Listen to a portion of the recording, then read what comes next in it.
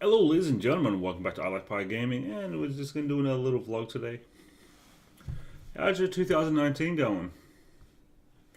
So far this year, I've dropped my phone in the sink. And yeah, that's how mine's going. But I got a few weeks to my birthday, so basically, let's talk about gaming today. Um, Basically, the difference between games of the past and games today. This basically comes up because some kid decided that he was going to start trying to troll me on Instagram. And basically put down, oh my god, a 50-year-old gamer? Oh, jeez. People that old don't game. Oh. It's like, listen here, shithead. I was gaming before you were even a thought. See, I remember the games when you had to have a DOS disk. You put the DOS disk in, turn on the computer. It would load. Take the DOS disk out, put in the game, play the game, and you'd have to change discs quarter of the way through a game. I think in a box somewhere. I got no idea where. I think I still have the original Heroes Quest on 5.25-inch floppy disks, and it was like 15 discs for the game. I also have it on 3.5-inch, and I think that's 10. I think that was 10 discs. But I don't know why people don't think that older people can game. I totally understand that if you look at a lot of the games that were out in my time when I was young, and I'm starting to sound like a freaking grandpa. I'm not even 40 yet. But games back in the 90s, especially the early 90s, consoles were still hit and miss. And consoles were basically easy games.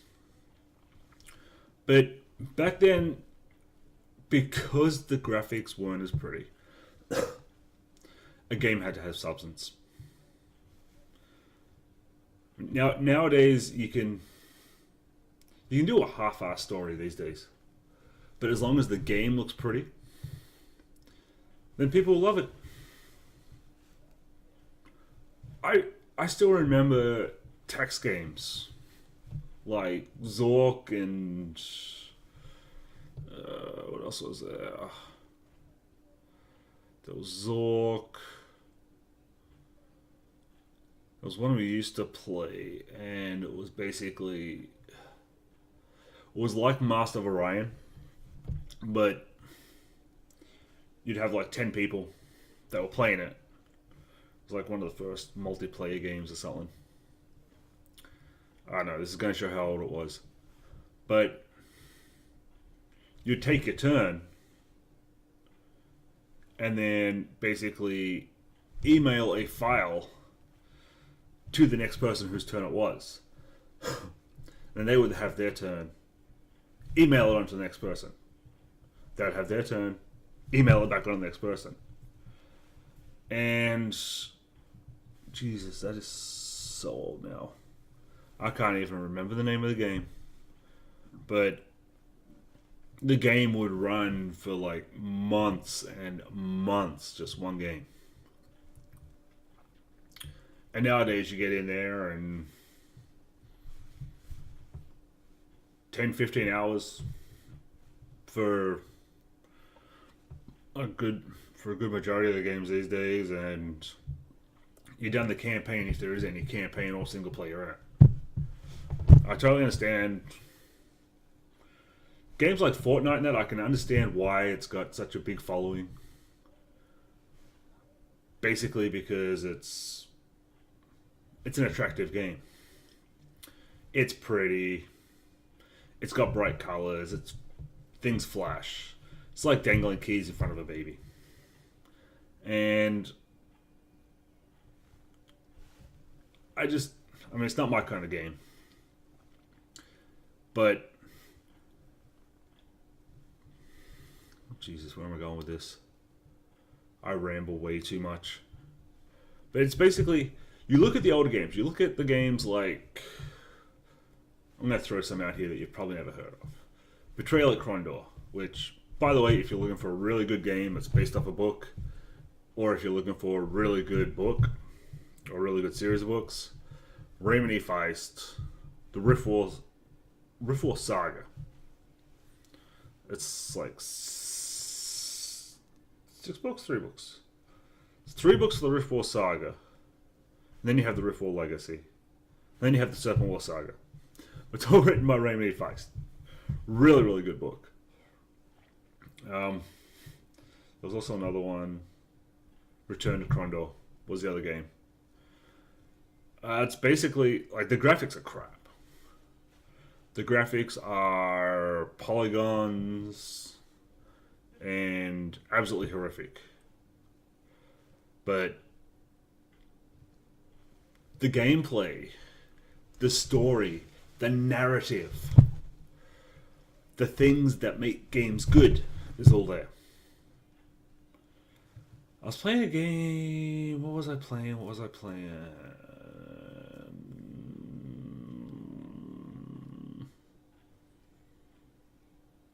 Jeez, I forget what I was playing now. But I was playing a game the other day. It was an indie game. So that's how memorable it was. But you read the description of this game and it's like exquisite, narrative-driven, epic storyline, great atmosphere. And you load up and it was dry as hell. It was so freaking shallow, the storyline. It was about some kid that had to run off and rescue his dad. Which you can make good stories out of. But this one was... the story was so basic. And that's what I've noticed with a lot of games these days. Is everything's so basic. Even the remake of XCOM. I mean, I love XCOM. I've played every XCOM game, including the crappy ones. Enforcer and Interceptor and Apocalypse.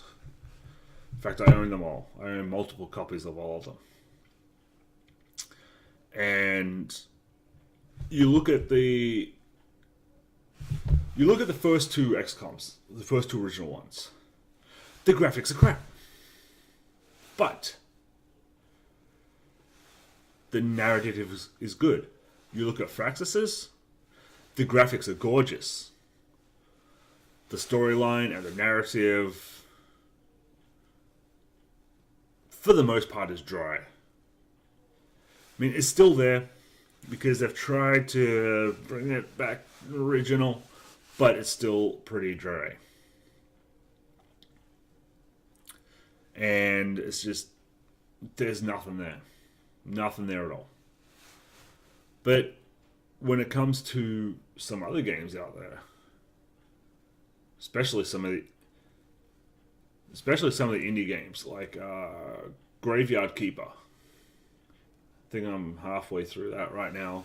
I haven't really touched that lately because there's been personal stuff going on. The Graveyard Keeper. Basic-ish graphics. Great premise. Good storytelling. Good game. My Lovely Daughter. Another good indie game. The graphics are poor. The narrative storyline is good. And that's one of the reasons why I don't play games like COD and Black Ops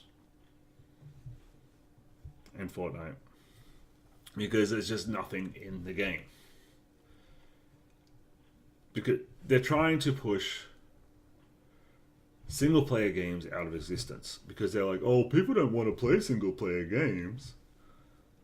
And it's like, people don't want to play your single player games because your single player games have no narrative. It's the same as games like, you look at Skyrim now. You look at Skyrim, you look at Oblivion. Great games. Great games. Lots of bugs, but great games. But then you compare that with Daggerfall. Skyrim, they tried to make beautiful graphics, an okay story. They really tried to linear the story with Skyrim. But you look at Daggerfall, and it's such a big world and such a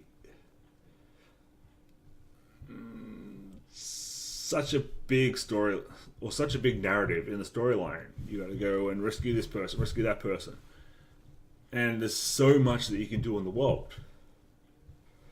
And I mean, it's the same as World of Warcraft. I put so many hours into World of Warcraft. Like, I was chasing down a World of Warcraft time card an hour, 2 hours before I got married. That's how much I was into Warcraft. I basically spent the morning the day I was getting married trying to track down a time card for World of Warcraft. And we'll see how that got me. But it's basically, back then, the narrative of World of Warcraft was huge and spread out. There were so many paths. There was so much, because it was basically just focused on the world. And as the expansions came out, they got drier and drier and drier and drier. It's almost to the point where it looks like development companies are to the point where they're just like, well, our budget is this. Our budget for writing is this. So we still have this to make it look pretty and make up for it. I mean, don't get me wrong, I love a pretty game. I do. I love a pretty game. I love a game that looks good, but also like a game that plays good. And it's just so hard to find these days. And I spend more of my time and more of my time playing indie games. Because even though they don't look the best, the storylines are better. Anyway, that's been my rant. Thank you for visiting. Hope you have a good one. Remember, ladies and gentlemen, if you're not having fun, you're doing it wrong. Make sure you hit like and subscribe and leave me a comment. Tell me what your favorite game is. Tell me if I'm wrong. Tell me if the age of single player games are over. See ya.